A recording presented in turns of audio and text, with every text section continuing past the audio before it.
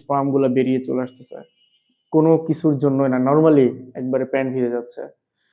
আসসালামু আলাইকুম, আশা করছি সবাই ভালো আছেন। আমার খালিদ ডিসকাশন বক্স চ্যানেলটিতে আপনাদের সবাইকে স্বাগতম। দেখেন, ফিনিস্টারাইড আমরা র্যান্ডমলি সবাই খাচ্ছি। অলরেডি আমার থাম্বনেইল আপনারা দেখেছেন যে ফিনিস্টারাইড ভুলেও খাবেন না। বাট আসলে ফিনিস্টারাইডটা কেন খাবেন না সেটা আপনাদেরকে জানতে হবে। আমি নিজেও ফিনিস্টারাইড খাচ্ছি, তারপরও আপনাদেরকে বলতেছি ফিনিস্টারাইড খাবেন না। অবশ্যই কারণ আছে কোনো একটা। দেখেন, ফিনিস্টারাইডটা বেসিক্যালি আমরা খাই তখনই যখন হচ্ছে আমাদের ডিএসটি হরমোনটা বেড়ে যায়। ডিএসটিটা হচ্ছে ডাইহাইড্রোটেস্টোস্টেরন হরমোন। এটা বেসিক্যালি পুরুষদের হচ্ছে বৃদ্ধি পায়। আর এটা যখন বৃদ্ধি পায় তখন হচ্ছে আমাদের হেয়ার ফলিকলের যে ভেনগুলো আছে এগুলা ব্লক করে ব্লাড সার্কুলেশনটা বন্ধ হয়ে যায়। ব্লাড সার্কুলেশনটা বন্ধ হওয়ার ফলে আমাদের হচ্ছে হেয়ার এবং হেয়ার ফলিকলগুলো নিউট্রিশনস পায় না ঠিক মতো, যার ফলে হচ্ছে এই হেয়ার ফলিকলগুলো আস্তে আস্তে উইক হয় এবং চুল পড়তে শুরু হয়। তো এর রেমেডি হিসেবে আমরা অনেকেই ফিনিস্টারাইডটা খাচ্ছি। কেউ 5 মিলিগ্রাম, কেউ 1 মিলিগ্রাম, বিভিন্ন উপায়ে খাচ্ছি। এটার ফলে অনেকের লাইফের গুরুত্বপূর্ণ একটা চ্যাপ্টার ক্লোজ হয়ে যাচ্ছে। তো আজকের এই ভিডিওটা অবশ্যই শেষ পর্যন্ত দেখবেন, তাহলে ফিনিস্টারাইড নিয়ে আপনাদের একটা ভালো গুরুত্বপূর্ণ কিছু মেসেজ পাবেন, অথবা ফিনিস্টারাইড খাওয়ার কিছু সিস্টেম পাবেন। দেখেন, ফিনিস্টারাইড আপনি খাবেন না যদি না আপনার এটা নিয়ে একটু হলেও ভীতি থাকে অথবা ভয় থাকে। কারণ আপনি ফিনিস্টারাইড ট্যাবলেট মনে করে যদি একটা আটার দলাও খান তাহলেও হচ্ছে আপনার প্রবলেম হবে। এটাকে বলা হয় প্লাসিবো সাইড ইফেক্ট। দেখেন, প্লাসিবো সেটাই যেটার ভিতরে কোনো অ্যাক্টিভ ইনগ্রেডিয়েন্ট থাকে না, যেটা জাস্ট হচ্ছে এক্সিপিয়েন্ট দিয়ে তৈরি করা হয়ে থাকে, সেটাকে প্লাসিবো বলে থাকে। অনেক পেশেন্টকে এটা রিসার্চ করে দেখা যায় যে এই প্লাসিবো দিয়েও অনেকের কাজ করতেছে। কারণ কি জানেন?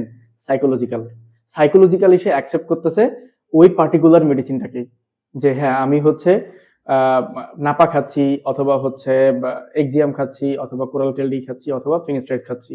আপনি যেটা সাইকোলজিক্যালি থিঙ্ক করতেছেন আপনাকে বডিতে সেটা হিট করতেছে সাইকোলজিক্যালি। তো সাইকোলজিক্যালি হিট করে প্লাসিবো ইফেক্টে। তো অনেকেই যারা হচ্ছে জাস্ট একটা মোল্ড অথবা কোনো আটার দলাও খান ফিনিস্টারাইড মনে করে, তাদেরও এই টাইপের প্রবলেম হবে যখন আপনার এটা নিয়ে ভীতিকর অবস্থায় থাকবেন যে ফিনিস্টারাইড খাইলেই সমস্যা হয়, ফিনিস্টারাইড খাইলেই আপনার সেক্সুয়াল ডিসেবিলিটি চলে আসে। তো এই টাইপের যাদের প্রবলেম আছে তারা ভুলেও ফিনিস্টারাইড খাবেন না। আর আরেকটা হচ্ছে যারা হচ্ছে কনফিডেন্স কম, যে ফিনিস্টারাইড খাইলেই আমার হয়তো এই সমস্যা হচ্ছে, অথবা আমার যে এখন সেক্সুয়াল প্রবলেমটা হচ্ছে, অথবা টাইমিং এ প্রবলেম হচ্ছে, যেটাই বলেন আপনি, যখনই আপনি ফিল করবেন যে আপনার এই ফিনিস্টারাইডের জন্য এটা হচ্ছে, এটার পরিমাণ আপনার আরো বেড়ে যাবে, এই প্রবলেমটা আপনি আরো বেশি ফেস করবেন। তো ভুলেও হচ্ছে এই টাইপের পার্সনগুলো ফিনিস্টারাইড খাবেন না। এরপর হচ্ছে যারা আপনি মনে করতেছেন যে আপনার ডিএসটির প্রবলেম না, অথবা টেস্ট করে দেখছেন ডিএসটি প্রবলেম না, তারপরও ফিনিস্টারাইড খাচ্ছেন, তাদেরও উচিত না ফিনিস্টারাইড ট্যাবলেটটা খাওয়া। তারপর অনেকের যে প্রবলেমটা হয়, অনেকে 5 মিলিগ্রাম প্রতিদিন খাচ্ছেন, এইভাবে ফিনিস্টারাইড খাওয়াটা কোনোভাবেই ঠিক না। সেটা আপনি প্লাসিবো সাইড ইফেক্ট বলেন, মেন্টালি স্ট্রং থাকেন, যেটাই থাকেন, আপনার উচিত একটা মিনিমাম ডোজ মেনটেন করে খাওয়া। ফিনিস্টারাইড যেহেতু আমরা জানি একটা সাইড ইফেক্ট আছে, বাট সাইকোলজিক্যালি এটা আমি অ্যাকসেপ্ট না করলেও 5 মিলিগ্রামের একটা এফেক্ট আপনি পাবেন। তো অবশ্যই চেষ্টা করবেন 1 মিলিগ্রাম খাওয়ার জন্য। অনেকে রেগুলার খাচ্ছে, তাদেরও কোনো প্রবলেম হচ্ছে না। আমি একদিন পরপর খাচ্ছি, আলহামদুলিল্লাহ আমার 3 মাস প্লাস হয়ে গেছে, এখন পর্যন্ত কোনো সমস্যা আমার হয়নি। বেসিক্যালি আপনাকে কনফিডেন্ট থাকতে হবে যে না, এই ফিনিস্টারাইড একটা জাস্ট ওষুধ, এটাতে আমার সেক্সুয়াল ডিসেবিলিটি অথবা এই টাইপের কোনো প্রবলেম হবে না। আদারওয়াইজ আপনি 15 দিন খেলেও আপনার প্রবলেম হবে, 7 দিন খেলেও প্রবলেম হবে। গত কিছুদিন আগে আমাকে একজন ভাই মেসেজ করেছিল, উনি ফিনিস্টারাইড অল্প কিছুদিন খেয়েছে, বাট ওনার এমন প্রবলেম হচ্ছে যেটা আপনাদেরকে বলার মতো না।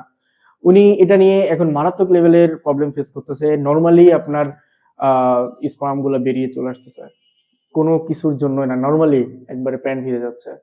তো অবশ্যই ফিনিস্টারাইড খাওয়ার আগে জেনে বুঝে তারপর ডিসিশন নেবেন আসলে আপনি ফিনিস্টারাইডটাকে অ্যাকসেপ্ট করতে পারবেন কিনা। লাস্ট একটা কথা বলি, সেটা হচ্ছে যারা কোনোভাবেই আপনার যে স্পার্ম আছে অথবা সেক্সুয়াল লাইফ আছে রিস্ক নিতে চান না, তারা ভুলেও ফিনিস্টারাইড খাবেন না। দেখেন, মিনিমাল হইলেও একটা ইফেক্ট ফিনিস্টারাইডে আছে, সবাই জানি আমরা। তো যারা কোনোভাবেই এই রিস্কটা আপনারা নিতে চান না, তারা ভুলেও ফিনিস্টারাইড খাবেন না, ভুলেও না, ভুলেও না। ভালো থাকবেন সবাই, আল্লাহ হাফেজ, আসসালামু আলাইকুম।